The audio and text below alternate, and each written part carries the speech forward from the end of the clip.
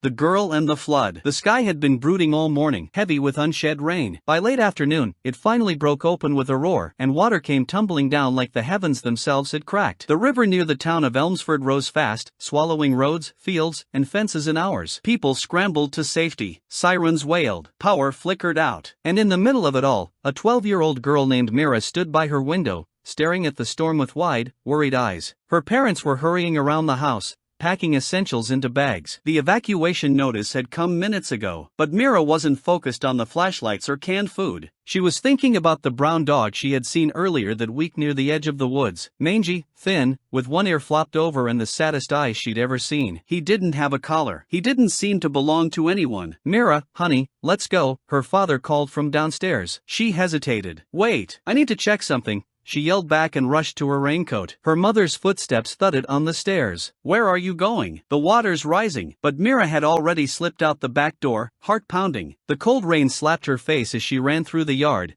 then down the muddy trail behind her house that led to the woods. She didn't have a plan. She just knew she had to check. As she neared the tree line, the river roared louder than ever. Water had already swallowed parts of the forest floor. Branches floated by like twigs. She scanned the area, shivering. Then, just as she was about to turn back, she heard it, a bark. Faint. Desperate. "Hello," she called out, her voice cracking. Another bark. She turned toward the sound, splashing through ankle-deep water. And there he was, the dog, stranded on a patch of high ground surrounded by rising floodwater. His paws were muddy, his eyes wide with fear, his tail tucked under him. "It's okay, boy," Meera said softly, inching closer. "I'm here. I won't let anything happen to you." The dog whimpered. A branch cracked in the distance. Water surged again, creeping closer to the little island he stood on. Meera didn't think. She just acted. Wading into the water, she held out her hand. "Come on, you can do it." The dog hesitated, then stepped forward, slowly at first, then faster, until he leapt into her arms, muddy paws and all. She almost fell back but caught her balance. "Good boy," she whispered, wrapping her arms around him. Now came the hard part. The water was up to her knees. The current was stronger than before. But she turned around, holding the dog tight, and took careful steps back toward home. One foot, then the next. Her legs burned from the cold. Her heart thudded in her ears. But she didn't stop. Just as she reached the yard, her father came running through the rain. "Meera," he shouted, his voice thick with panic and relief. "I found him," she gasped, tears mixing with the rain. Her father didn't yell. He just pulled them both into a tight hug, the soaking girl and the shivering dog, and held them like he'd never let go. They made it to the shelter that night, the dog wrapped in a blanket beside Meera,